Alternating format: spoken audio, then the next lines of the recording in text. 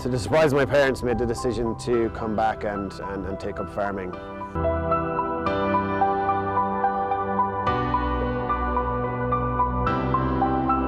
We're farming around 120 hectares, kind of mixed use, so half of the farm will be in tillage and half of the farm will be dedicated to livestock, so beef finishing.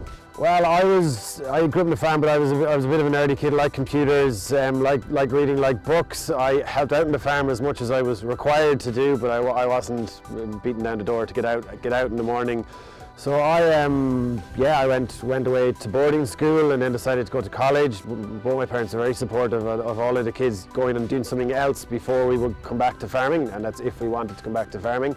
So I went off and studied physiotherapy in Dublin and worked as a physiotherapist for a number of years.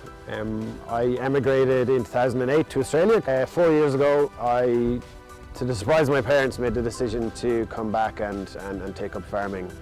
Saw that there was a future in maintaining the margin and trying to sell direct to consumers or direct to retailers. So that whole food side of business is what interested me, to be honest. So my goal since I've come back has been to try and scale the business to grow it, and really our focus is in exports. So our real focus is exporting mostly towards the American market, but we also export a small little bit towards Russia and towards the Middle East at the moment. So the beef is sold organically. It's down to Good Herdsmen, who are the biggest organic processor in the country, and a lot of that is for export again, because the Irish market is very, very small.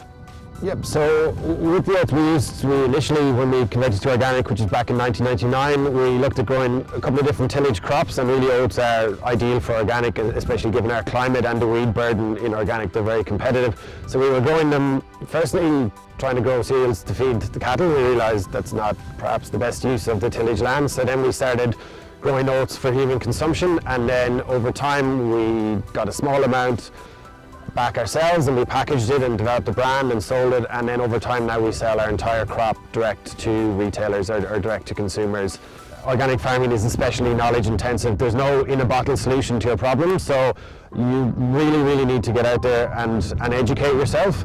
And I think maybe a difference between this next generation of farmers and previous generations is that our approach to education. We realise it's lifelong learning, and that you need to keep educating yourself or you're going to fall behind. And with us, we have a huge amount of learning to do in terms of the retail piece, marketing, PR.